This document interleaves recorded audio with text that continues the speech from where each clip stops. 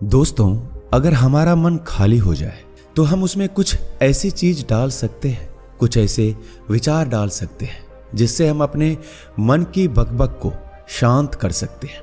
जो विचारों का सैलाब हमारे मन में चलता रहता है उन्हें हम बहुत अच्छी तरह रोक सकते हैं। और दोस्तों, अगर एक बार मन की बकबक रुक जाए तो फिर हम मन से जो चाहे वो करवा सकते हैं। इसलिए अगर आप मन की बकबक को शांत करवाना चाहते हो तो इस कहानी को आखिर तक जरूर सुनिएगा। एक नगर की बात है। उस नगर में एक नौजवान युवक रहता था। उसका नाम विकास था। उसमें एक समस्या थी। उसकी समस्या ये थी कि उसका मन हर समय भटकता रहता था। उसके मन में हर समय कोई ना कोई नकारात्मक विचार चलते रहते थे। उसके मन की बकबक शांत नहीं होती थी। वह जब भी कुछ सोचकर करता तो कुछ अलग ही कर देता। कभी वह अपने अतीत के बारे में सोचकर पछताता था कि काश मैंने उस काम को, उस समय को कुछ ऐसा कर दिया होता, उस काम को वैसा कर दिया होता, या फिर अपने भविष्य के बारे में सोचता रहता और डरता रहता कि कहीं भविष्य में ऐसा हो गया तो क्या होगा, कहीं मैं असफल हो गया तो क्या होगा, अगर मुझसे कोई गलती हो गई तो लोग मेरा मजाक उड़ाना शुरू कर देंगे। ऐसे ही कई सारे नकारात्मक और असफलता से भरे विचार उसके मन में आते रहते थे। विकास हमेशा ही अपने विचारों में खोया रहता। वह अपने विचारों से मुक्ति पाना चाहता था। विकास चाहता था कि उसके मन में कोई भी फालतू विचार कभी ना आए, लेकिन हर समय विचारों का सैलाब उसके मन में उठता ही रहता। इसलिए जीवन में वो बहुत परेशान था। फिर एक दिन किसी ने बताया, यहाँ पास ही के जंगल में एक बौद्ध भिक्षु रहते हैं, उसके पास जाओ, वह तुम्हारी मानसिक समस्या का समाधान अवश्य कर देंगे। यह सुनकर विकास तुरंत ही बौद्ध भिक्षु के पास चला जाता है और अपनी सारी समस्या उन्हें बताता है।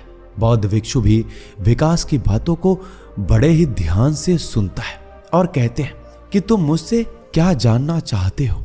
यह सुनकर विकास कहता है, गुरुदेव, मैं मन को शांत एवं खाली करना चाहता हूं। मैं आपसे ये जानना चाहता हूं कि मन को खाली एवं शांत कैसे कर सकते हैं।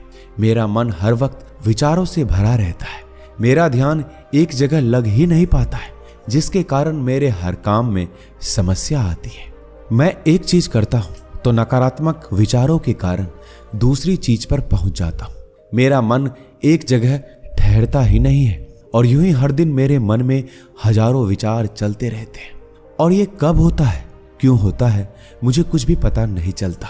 बहुत देर बाद मुझे एहसास होता है कि मैं क्या करने बैठा था और मैं क्या कर रहा हूं। गुरुदेव, मैं अपने मन को विचारों से खाली कर देना चाहता हूं। मैं चाहता हूं कि मेरे मन में एक भी विचार ना आए। जब भी मैं चाहूं तभी मेरे मन में विचार आए।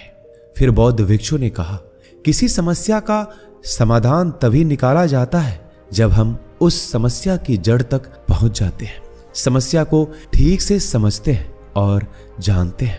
आगे बौद्ध भिक्षु कहते हैं, जिस मन को तुम खाली करना चाहते हो, क्या तुमने उस मन को कभी भी थोड़ा बहुत भी समझा है? यह सुनकर विकास ने कहा कि महाराज, मैंने अपने मन को जानने की बहुत कोशिश की है, लेकिन मैं जितना इसके बारे में जानता हूं, मेरा मन उतना ही रहस्यमय हो जाता है। फिर बौद्ध भिक्षु ने उस युवक को एक घड़ा देते हुए कहा कि जाओ, इस घड़े में एक छोटे पत्थर को भरकर ले आओ। फिर वो युवक वहां से गया और छोटे छोटे पत्थर भरकर लेकर आया। उस घड़े को बौद्ध भिक्षु के पास रख दिया। फिर बौद्ध भिक्षु ने उस युवक से कहा कि इस घड़े को तुम अपना मन समझो और इस घड़े में भरे पत्थरों को अपना विचार समझो। अब इस घड़े में और पत्थर डालो। उस युवक ने घड़े में और पत्थर डालना शुरू किया, क्योंकि घड़ा पहले से भरा हुआ था। एक दो पत्थर डालने के बाद सारे पत्थर नीचे गिरने लगे। फिर बौद्ध भिक्षु ने उस युवक से कहा, रुको, जरा ध्यान से देखो, अब घड़े में पत्थर नहीं आ रहे हैं, बल्कि पत्थर नीचे गिर रहे हैं, क्योंकि ये एक घड़ा है। जो इसमें आ सकता था वो आ गया। अब इसमें और पत्थर नहीं आएंगे। अगर दूसरा पत्थर डालना है तो पहले पत्थरों को निकालना होगा। यह सुनकर उस युवक ने कहा, गुरुदेव, मैं आपकी बात समझ गया हूं कि आप मुझे क्या बताना चाहते हैं। हमें अपने मन को विचारों से ही खाली कर देना चाहिए विकास की यह बात सुनकर बौद्ध भिक्षु मुस्कुराने लगे और कहा, पहले मेरी बात तो सुन लो, उसके बाद मन को खाली कर लेना। फिर बौद्ध भिक्षु ने उस युवक को कहा, हमारा मन एक घड़े के बिल्कुल उल्टा है, क्योंकि घड़े को तुम पत्थरों से भर सकते हो, लेकिन मन को विचारों से नहीं भर पाओगे, क्योंकि मन तो हमेशा खाली रहता है। यह सुनकर उस युवक ने कहा, गुरुदेव, मुझे आपकी बातें कुछ समझ नहीं आ रही है। मन अगर खाली रहता है तो फिर हम उसे खाली क्यों करना चाहते हैं? फिर मन को खाली करने की क्या आवश्यकता है? फिर बौद्ध भिक्षु ने कहा, इस घड़े से एक एक करके पत्थरों को बाहर निकालो। विकास ने वैसा ही किया। वो घड़े में से एक एक करके पूरे पत्थरों को बाहर निकालता रहा और ऐसा करके अंततः घड़ा खाली हो गया। फिर बौद्ध भिक्षु ने उस युवक से कहा, देखा तुमने, जब एक एक करके तुमने पत्थरों को बाहर निकाला तो ये घड़ा खाली हो गया। अब तुम इस घड़े में दूसरा पत्थर डाल सकते हो या फिर उन्हीं पत्थरों को दोबारा डाल सकते हो, आधा भर सकते हो या फिर पूरा भी भर सकते हो। फिर वो युवक कहता है, गुरुदेव, मैं भी तो यही कह रहा हूं कि मुझे अपने मन को खाली करना है। यह तो एक पत्थर है, इसे आसानी से निकाला जा सकता है और घड़े को खाली किया जा सकता है, लेकिन गुरुदेव, मैं अपने मन को खाली कैसे करूं? फिर बौद्ध भिक्षु ने कहा, इस घड़े में एक पत्थर डालो और 2 पत्थर निकालो। यह सुनकर विकास ने कहा, महाराज, ऐसा कैसे हो सकता है? यह कोई चमत्कारिक घड़ा तो है नहीं। 1 डालो तो 2 निकल जाएंगे, 2 डालो तो 4 निकल जाएंगे। यह सुनकर बौद्ध भिक्षु ने कहा, यह घड़ा तो चमत्कारिक नहीं है, लेकिन तुम्हारा मन तो चमत्कारिक है। उसमें से अगर तुम एक विचार बाहर निकालते हो तो उसके साथ 2 विचार आते हैं, और जब तुम उन 2 विचारों को पकड़ते हो तो उसके साथ 4 विचार निकलते हैं, और ऐसा करते करते विचारों की एक लंबी श्रृंखला बन जाती है और फिर तुम कहीं नहीं रुकते, एक के बाद एक विचारों को पकड़ते जाते हो।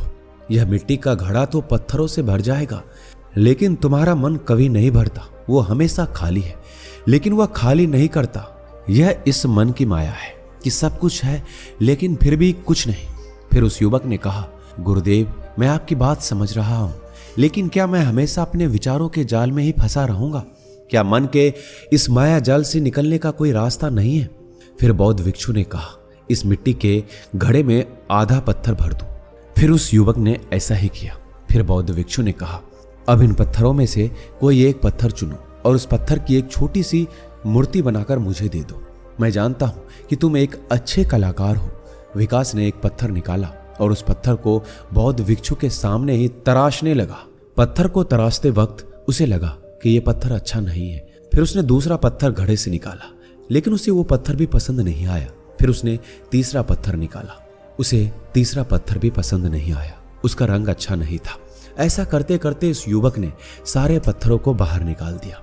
उस युवक को ऐसा करते हुए बौद्ध भिक्षु बड़े ही ध्यान से देख रहे थे। फिर बौद्ध भिक्षु ने कहा कि जब तुमने पहला पत्थर निकाला था, उस पत्थर को यह समझकर तराशो कि इसके बाद तुम्हारे पास कोई और पत्थर नहीं है और एक ही पत्थर तुम्हारे पास है। फिर उस युवक ने जैसा गुरुदेव ने कहा उसी एक पत्थर को लेकर तराशना शुरू किया। फिर उसने उस पत्थर से एक बहुत ही सुंदर मूर्ति बनाई और बौद्ध भिक्षु को भेंट की। बौद्ध भिक्षु ने कहा, गुरुदेव, इस पत्थर से इतनी सुंदर मूर्ति बन सकती थी, यह मैं सोच भी नहीं सकता था। उस युवक की बात सुनकर बौद्ध भिक्षु ने कहा, जब तुम्हारे पास कोई और दूसरा विकल्प नहीं होता, तब हम उस विकल्प में ही संपूर्ण ऊर्जा लगाते हैं और उसी को सबसे बेहतर बनाते हैं। जब हमारे पास कई सारे विकल्प होते हैं तो हम पत्थर चुनते भी नहीं और मूर्ति बनती भी नहीं। हमारा मन भी एक विचार के पीछे हजारों विकल्प खोल के रख देता है। एक मुख्य विचार को छोड़कर उन हजारों फालतू के विचारों में उलझकर हम रह जाते हैं। फिर उस युवक ने कहा, गुरुदेव, मैं आपकी बातों को बहुत अच्छे से समझ गया हूं, लेकिन अब मुझे क्या करना चाहिए? कृपया मेरा मार्गदर्शन कीजिए। बौद्ध भिक्षु ने कहा, मन को खाली करना, साफ करना 1-2 दिन का काम नहीं है। यह बहुत लंबी प्रक्रिया है। क्या तुम इसके लिए तैयार हो? युवक कहता है, जी गुरुदेव, तैयार हूं, चाहे कितनी भी लंबी प्रक्रिया क्यों ना हो। फिर बौद्ध भिक्षु ने उस युवक से कहा, मन को खाली एवं नकारात्मक विचारों से दूर रखने के 6 तरीके हैं। आओ एक एक करके समझते हैं।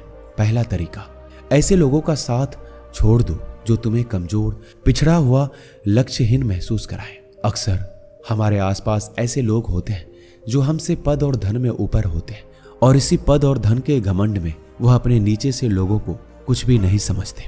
इसलिए ऐसे लोगों के पास रहना ही नहीं चाहिए। ऐसे लोग अपने से छोटे लोगों को हमेशा यही महसूस कराते हैं कि आप कितने छोटे हैं, इसलिए वह छोटे लोग अपने जीवन में कुछ बड़ा हासिल कर ही नहीं सकते। इसके अलावा कई बार हमारे मित्र और घर परिवार के सदस्य भी ऐसे होते हैं जो अक्सर हमें छोटा महसूस कराते हैं, हमें नीचा दिखाने की कोशिश करते हैं, लोगों के सामने हमारा मजाक बनाते हैं।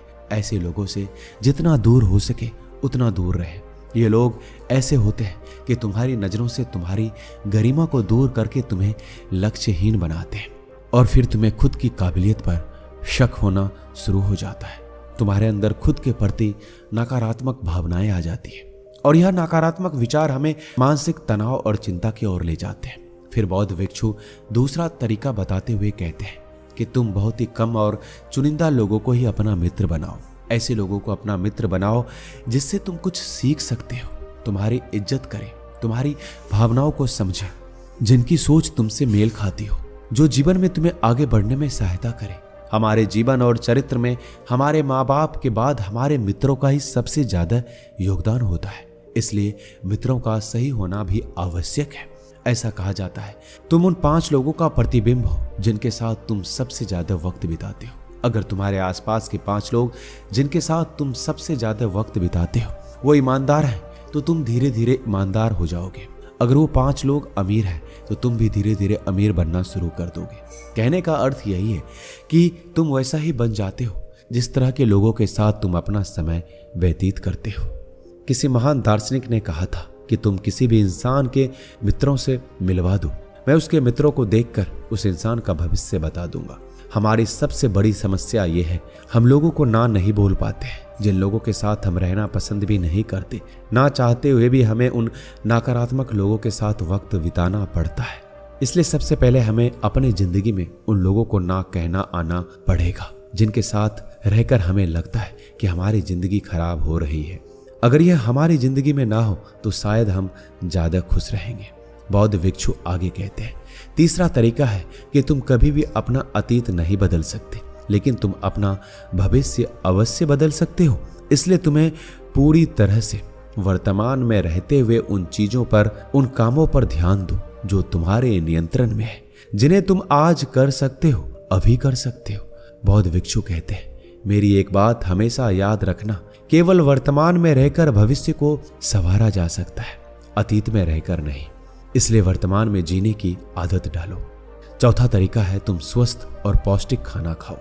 हमारा शरीर ऊर्जा से चलता है, हम जैसा खाना खाएंगे हमारे शरीर को वैसी ही ऊर्जा मिलेगी। अगर हमारा शरीर स्वस्थ नहीं रहेगा तो हमारा मन स्वस्थ कैसे रहेगा। जब शरीर कमजोर और बीमार रहता है तो मन में कई सारे नकारात्मक विचार आते हैं और स्वस्थ शरीर में स्वस्थ दिमाग का वास होता है। इसलिए शरीर को स्वस्थ मजबूत रखना हमारी जिम्मेदारी है। बौद्ध भिक्षु कहते हैं कि 5वां तरीका यह है कि रोज ध्यान करो। ध्यान करने का सबसे उपयुक्त समय सुबह या फिर रात का होता है। ऐसा करने से तुम अपने मन के विचारों पर कंट्रोल कर पाओगे। दोस्तों, इस वीडियो में बस इतना ही। मिलते हैं अगले वीडियो में। अपना ख्याल रखिएगा।